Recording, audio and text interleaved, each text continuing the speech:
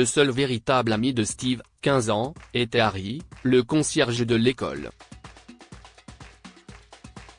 Lorsque Harry est parti sans prévenir, Steve ne s'attendait pas à ce qu'il revienne quelques mois plus tard sous la forme d'un homme riche avec une question qui allait changer sa vie.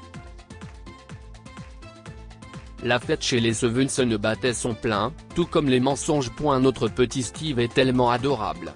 Steve, sort ton tas d'ordures de la maison. Stevie est un frère extraordinaire pour notre Timothy. Je me fiche que Tim ait commencé, il est plus jeune que toi. Tu aurais dû l'arrêter. Pour chaque phrase de fausse louange qui sortait de la bouche de ses parents adoptifs, Steve se rappelait toutes les méchancetés qu'il lui avait dites plus tôt dans la soirée. Steve est brillant en art. Je n'arrive pas à croire que nous accueillons un artiste dans notre foyer. Arrête de te plaindre, Steve. Ce n'était qu'un projet artistique. Ça a mis le bazar dans la maison, et ce n'était pas si bien que ça de toute façon. La fête devenait de plus en plus bruyante et les autres, et Madame Stevenson, parlait de l'expérience spirituelle de l'accueil de Steve. Les Stevenson étaient trop aveugles pour le voir, mais les invités se lançaient des regards complices et roulaient des yeux devant les anecdotes inventées par le couple. Au cours des dernières années, Steve avait acquis la conviction que et Madame Stevenson l'avaient recueilli dans le seul but de se donner l'image d'un couple au grand cœur et moralement riche. Ils voulaient paraître gentils, élitistes et riches. Timothée était leur propre fils, mais ils ont choisi d'être une famille d'accueil. Non pas par amour ou par humanité, mais dans un but manipulateur et égoïste. À l'époque, Monsieur Stevenson se présentait aux élections locales. En guise de salut Marie, lui et sa femme ont fait entrer Steve dans leur famille pour gagner des points auprès du public. Mais Monsieur Stevenson a perdu de toute façon, et ils se sont retrouvés avec un bambin indiscipliné et un préadolescent dont ils ne savaient pas comment s'occuper. Leur manque de patience à l'égard de Steve s'est rapidement transformé en frustration et en ressentiment. Steve savait que le couple avait essayé à plusieurs reprises de le remettre dans le système d'accueil. Mais à chaque fois, les médias locaux menaçaient de les dénoncer et de ruiner l'image de la famille.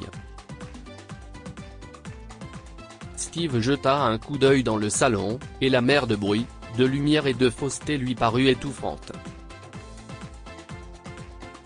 Les amuse-gueules circulaient pour la 15e fois de la soirée, et il restait encore le dîner et le dessert à préparer. Steve s'est rendu compte que la nuit allait être longue. Il se faufila discrètement dans sa cachette habituelle, la réserve.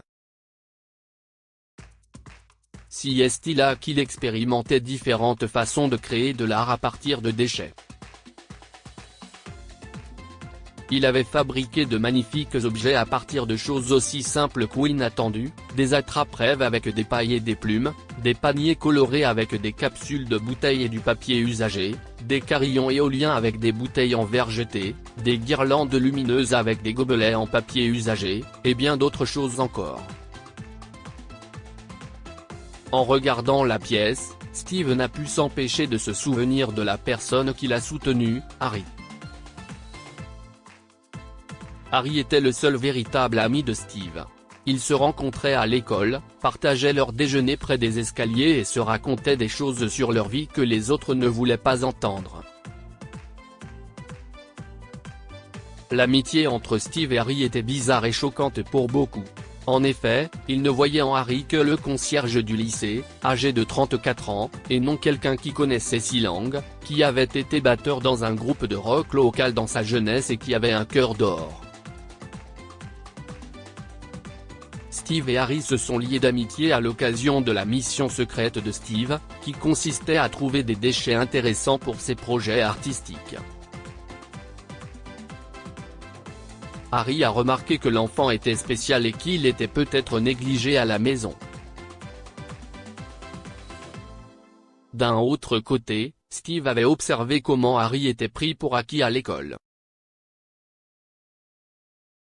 Les enfants plus âgés lui faisaient souvent des farces blessantes, mais Harry s'éloignait tranquillement sans réagir. Au cours des 2 dernières années, Steve et Harry sont devenus les meilleurs amis du monde. Steve n'osait pas l'admettre, mais Harry était devenu comme une figure paternelle pour lui. Mais un jour, tout a changé. Steve s'est encore souvenu de la dernière fois qu'il a rencontré Harry.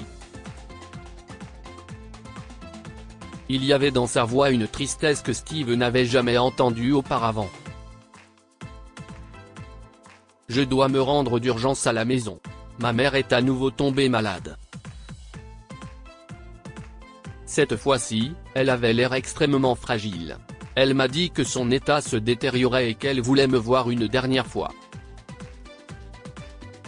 Steve savait combien Harry aimait sa mère. Il avait entendu des histoires sur la façon dont elle les avait élevés, lui et ses 4 frères et sœurs, après que leur riche père les ait abandonnés. Au fil des ans, les frères et sœurs de Harry ont déménagé dans différentes régions du pays et se sont construits des carrières et des vies prometteuses. Cependant, Harry a été laissé pour compte, car sa mère n'avait pas les moyens de l'inscrire à l'université. Harry aimait sa mère pour tout ce qu'elle avait fait de lui. Il ne pouvait pas lui rendre visite plus d'1 fois par an, mais chaque mois, il envoyait une partie de son salaire pour la soigner. Steve a compris l'urgence pour Harry de partir. « Je sais que je ne devrais pas te demander cela, mais personne ne connaît mon travail aussi bien que toi. Pourras-tu donc me remplacer aujourd'hui, juste pour qu'il ne se rende pas compte que je suis parti pour la journée ?» Steve s'est presque esclaffé en voyant à quel point Harry essayait d'être formel. « Bien sûr, Harry. Je sais exactement ce qu'il faut faire. Ne vous inquiétez pas. » Allez-y. Les yeux de Harry s'illuminaient en entendant ces mots. « Si est-il un enfant vraiment génial », se dit-il. 2 mois se sont écoulés depuis ce jour. Harry n'a pas donné de ses nouvelles. La seule chose que Steve a apprise, c'est que Harry avait démissionné 2 jours après son départ. Steve ne s'était jamais senti aussi seul ou trahi. Mais une plus grande partie de lui s'inquiétait du bien-être de Harry. Steve savait que le travail de concierge ne payait pas bien, et il se demandait si Harry était capable de gagner suffisamment pour survivre où qu'il soit. Il a regardé autour de lui dans la pièce miteuse et s'est rendu compte à quel point il était seul, sans personne qui le comprenait ou se souciait de lui. Soudain, Madame Stevenson a frappé à la porte. « Steve, il y a un appel pour toi. » Steve ne revenait pas.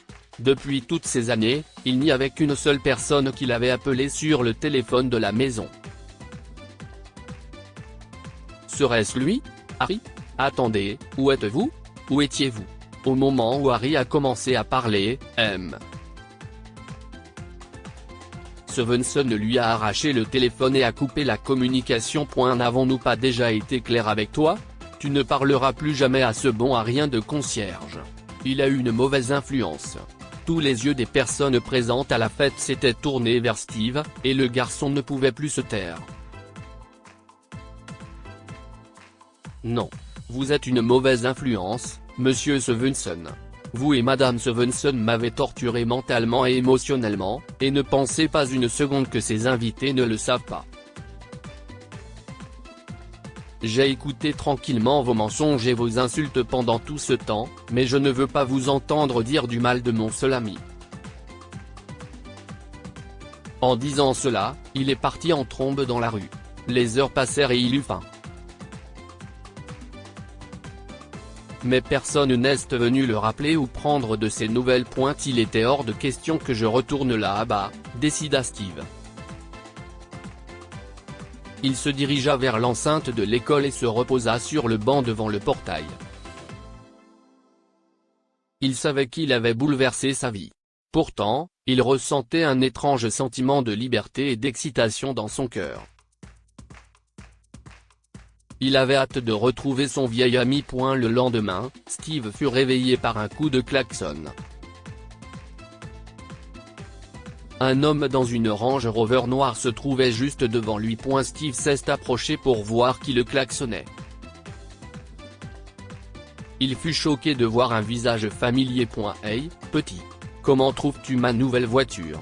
Steve était ravi et surpris de voir Harry si sophistiqué et si à l'aise dans le luxueux SUV. S'agit-il du même Harry? Steve était perplexe. Steve. J'ai tellement de choses à te raconter. Au cours de ce trajet inattendu en voiture, Harry a révélé son incroyable périple depuis son départ pour son pays d'origine il y a 2 mois. Ma mère voulait me voir une dernière fois avant de mourir. Lorsque je suis arrivé chez elle, elle m'a serré dans ses bras et a pleuré pendant un long moment. Elle m'a dit la vérité sur mon père. Je savais qu'il nous avait abandonnés et qu'il ne nous avait laissé que très peu de ses biens avant de mourir. Mais ma mère m'a révélé qu'il avait été beaucoup plus généreux en réalité. La mère de Harry lui a montré la dernière lettre qu'elle a reçue de son père. Dans cette lettre, il avait laissé une petite somme à chacun de ses enfants. Et il a donné le reste de son immense fortune et de ses biens à la mère de Harry. Harry a été choqué d'apprendre l'héritage de sa mère et ne comprenait pas pourquoi elle continuait à mener une vie frugale. Je n'avais pas besoin d'argent. Ce dont j'avais besoin, c'était d'être aimé. La mère de Harry a déclaré que, parmi tous ses enfants, Harry était le seul à l'appeler tous les jours et à lui rendre visite chaque fois que cela était possible. Même si les frères et sœurs de Harry étaient plus instruits et mieux lotis financièrement, ils ne prenaient pas la peine de rester en contact avec leur mère. Harry ne savait pas que sa mère avait été si seule. J'aurais aimé pouvoir faire plus pour toi, maman, c'est ce qu'il écriait. Tu as fait plus que n'importe qui, mon chéri. J'ai l'impression d'avoir échoué. Tu méritais une bien meilleure enfance, une vie bien plus facile que celle que tu as eue. Et si est-il pour cela que je t'ai fait venir ici? Pour essayer de me rattraper. Alors que Steve écoutait attentivement l'histoire, il avait l'impression d'être dans cette pièce avec Harry et sa mère malade.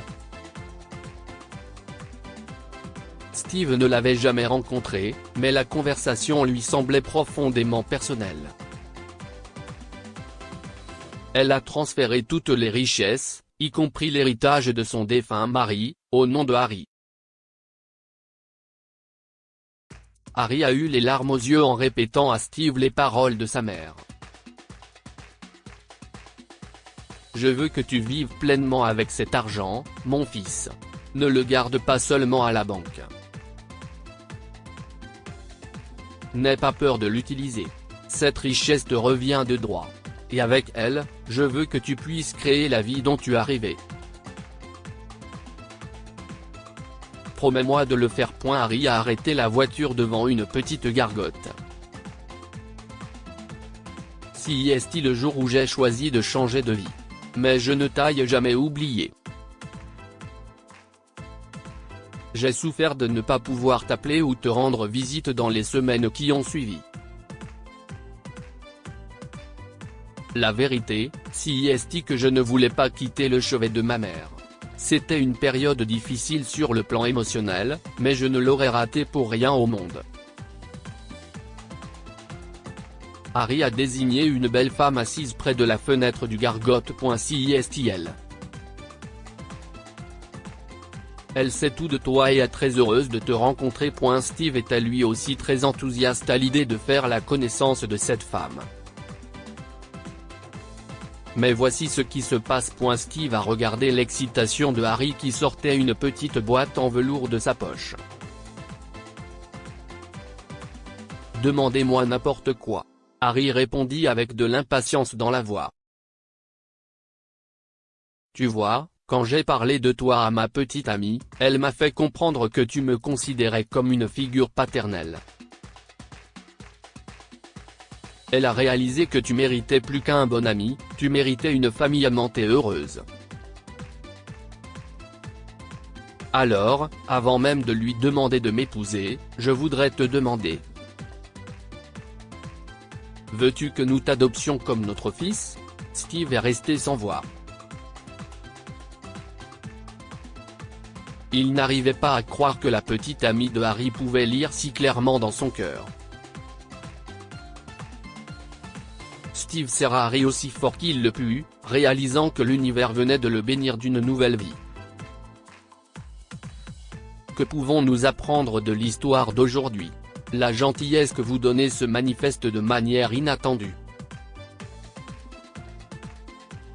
Harry a pris soin de sa mère par amour et par gentillesse. Steve a couvert Harry par amour et par gentillesse. En conséquence, leur vie à tous les deux a changé pour toujours. Ne jamais juger une personne sur son apparence. Personne ne comprenait comment Steve pouvait être ami avec un concierge. En réalité, il avait reçu un héritage secret qui lui a permis de vivre une vie de luxe. Partagez cette histoire avec vos amis. Elle pourrait égayer leur journée et les inspirer.